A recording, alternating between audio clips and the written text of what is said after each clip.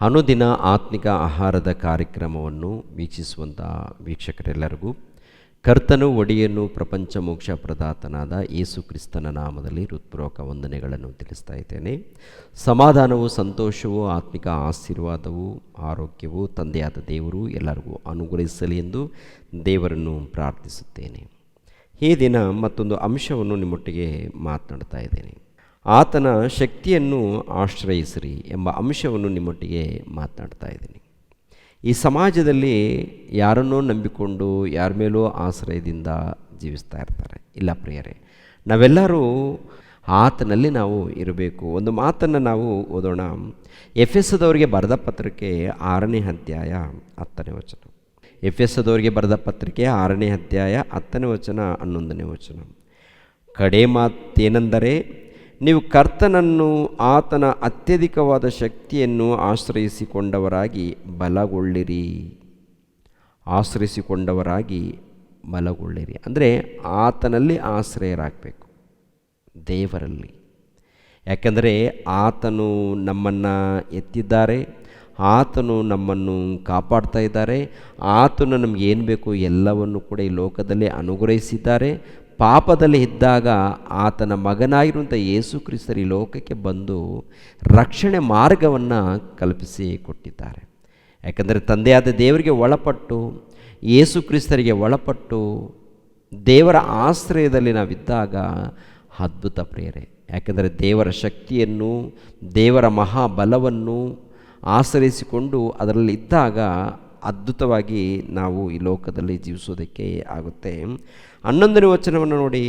11ನೇ ವಚನವನ್ನು, ಸೈತಾನನ ತಂತ್ರೋಪಾಯಗಳನ್ನು ನೀವು ಎದುರಿಸಿ ನಿಲ್ಲುವುದಕ್ಕೆ ಶಕ್ತರಾಗುವಂತೆ ದೇವರು ದಯಪಾಲಿಸುವ ಸರ್ವಾಯುಧಗಳನ್ನು ಧರಿಸಿಕೊಳ್ಳಿರಿ.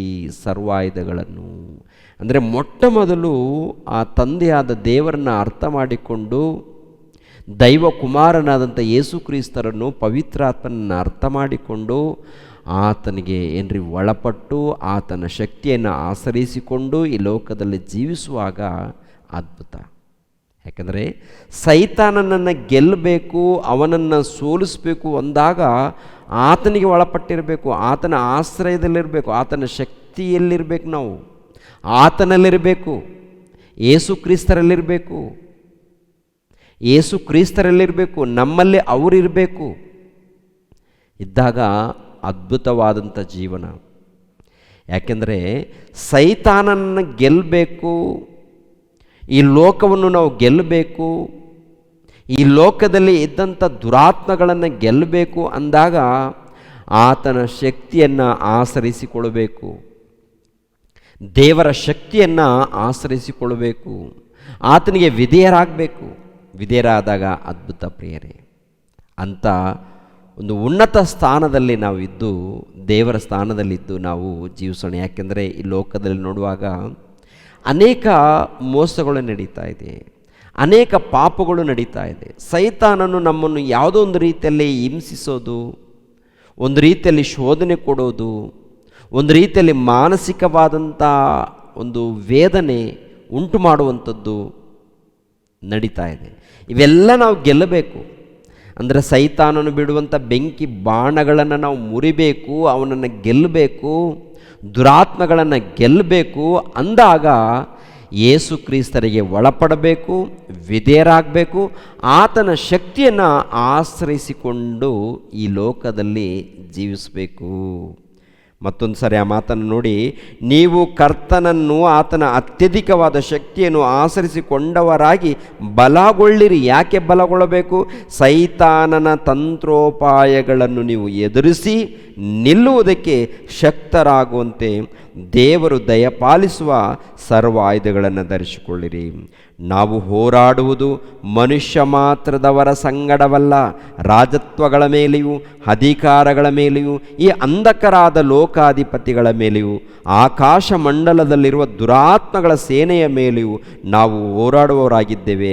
ಆದುದರಿಂದ ಕಠಿಣ ಯುದ್ಧವು ನಡೆಯುವ ದಿವಸದಲ್ಲಿ ಆ ವೈರಿಗಳನ್ನು ಎದುರಿಸುವುದಕ್ಕೂ ಮಾಡಬೇಕಾದ್ದೆಲ್ಲವನ್ನು ಮಾಡಿ ಜಯಶಾಲಿಗಳಾಗಿ ನಿಲ್ಲುವುದಕ್ಕೂ ಶಕ್ತರಾಗುವಂತೆ ದೇವರು ದಯಪಾಲಿಸುವ ಸರ್ವಾಯುಧಗಳನ್ನು ತೆಗೆದುಕೊಳ್ಳಿರಿ ಅಂತ ಹೇಳ್ತಾರೆ. ಸರ್ವಾಯುಧಗಳನ್ನು ಅಂದರೆ ಈ ಲೋಕದಲ್ಲಿ ನಾವು ನಿಜವಾದ ಭಕ್ತರಾಗಿ, ಜಯಶಾಲಿಗಳಾಗಿ, ಉನ್ನತರಾಗಿ ಬದುಕಬೇಕಂದಾಗ, ಜಯಿಸಬೇಕು ಅಂದಾಗ, ಸೈತಾನನನ್ನು ಜಯಿಸಬೇಕು ಅಂದಾಗ ಪ್ರಿಯರೇ ಯೇಸು ಕ್ರಿಸ್ತರಿಗೆ ಒಳಪಡಬೇಕು.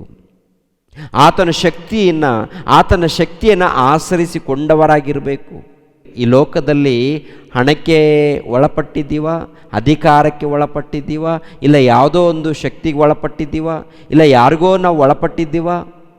ಒಂದು ಸಾರಿ ನೋಡ್ಕೊಳ್ಳಿ ಪ್ರಿಯರೇ. ಯಾಕಂದರೆ ಕೊನೆ ಕಾಲದಲ್ಲಿದ್ದಂಥ ನಾವು ದೇವರಿಗೆ ಒಳಪಡೋಣ, ದೇವರಿಗೆ ವಿಧೇಯರಾಗೋಣ, ಆತನ ಶಕ್ತಿಯನ್ನು ಆಶ್ರಯಿಸಿಕೊಂಡವರಾಗಿ ಜೀವಿಸೋಣ, ಸೈತಾನನನ್ನು ಎದುರಿಸೋಣ, ಸೈತಾನನನ್ನು ಗೆಲ್ಲೋಣ ಪ್ರಿಯರೇ. ಓಕೆ, ದೇವರು ನಿಮ್ಮನ್ನು ನನ್ನನ್ನು ಆಶೀರ್ವದಿಸಲಿ. ಎಲ್ಲರೂ ತಲೆಬಾಗಿಸಿರಿ, ಪ್ರಾರ್ಥನೆ ಮಾಡಿ ಮುಗಿಸುತ್ತೇನೆ. ನಮ್ಮನ್ನು ಬಹಳವಾಗಿ ಪ್ರೀತಿಸುವಂಥ ಪ್ರಿಯ ಪರಲೋಕದಲ್ಲಿದ್ದಂಥ ನಮ್ಮ ತಂದೆಯಾದ ದೇವ, ನಿಮಗೆ ಸ್ತೋತ್ರಗಳು ತಂದೆ. ಯಾವಾಗಲೂ ನಿಮ್ಮ ಧ್ಯಾನದಲ್ಲಿ, ಪ್ರಾರ್ಥನೆಯಲ್ಲಿ, ಆರಾಧನೆಯಲ್ಲಿ ಇರುವಂತೆ ನಮ್ಮೆಲ್ಲರಿಗೂ ಸಹಾಯ ಮಾಡಿ. ನಾವು ಕೆಲಸಕ್ಕೆ ಹೋಗುವಾಗಲೂ, ಬರುವಾಗಲೂ, ಕೆಲಸ ಮಾಡುವಾಗಲೂ, ಪ್ರತಿಯೊಂದು ವಿಷಯದಲ್ಲಿ ತಂದೆ ನಿಮ್ಮ ಸಹಾಯವನ್ನು ಬೇಡ್ತಾ ಇದ್ದೀವಿ ತಂದೆ. ನಿಮ್ಮ ಆಶೀರ್ವಾದವನ್ನು ಬೇಡ್ತಾ ಇದ್ದೀವಿ ತಂದೆ. ಆರೋಗ್ಯದ ವಿಷಯದಲ್ಲಿ ನಿಮ್ಮನ್ನು ಬೇಡ್ತಾ ಇದ್ದೀವಿ, ಜ್ಞಾನದ ವಿಷಯದಲ್ಲಿ ನಿಮ್ಮನ್ನು ಬೇಡ್ತಾ ಇದ್ದೀವಿ ತಂದೆ. ಸಹಾಯ ಮಾಡಿ. ಸಭೆಯಲ್ಲಿ ಇದ್ದಂಥ ಪ್ರತಿ ಮಕ್ಕಳನ್ನು ಬಲಪಡಿಸಿ, ಅನಾರೋಗ್ಯದಲ್ಲಿದ್ದಂಥ ಪ್ರತಿ ಮಕ್ಕಳನ್ನು ಬಲಪಡಿಸಿ, ಆರ್ಥಿಕ ಪರಿಸ್ಥಿತಿಯಲ್ಲಿದ್ದಂಥ ಪ್ರತಿ ಮಕ್ಕಳನ್ನು ಬಲಪಡಿಸಿ. ಒಂದು ವೇಳೆ ತಂದೆ ಈ ಲೋಕದಲ್ಲಿ ಕಷ್ಟದಲ್ಲಿದ್ದರೆ ಅಂಥ ಮಕ್ಕಳನ್ನು ಕೂಡ, ಸಭೆಯಲ್ಲಿದ್ದಂಥ ಮಕ್ಕಳನ್ನು ಆಶೀರ್ವದಿಸಿ, ಕನಿಕರಿಸಿ, ಕಾಪಾಡಿ. ನೆಮ್ಮದಿ, ಶಾಂತಿ, ಸಮಾಧಾನವನ್ನು ದಯಪಾಲಿಸಿ. ಯೇಸು ಪವಿತ್ರ ನಾಮದಲ್ಲಿ ಬೇಡಿ ಹೊಂದಿದೆಯಪ್ಪ ತಂದೆಗೆ. ಆಮೇನ್. ಎಲ್ಲರಿಗೂ ವಂದನೆಗಳು.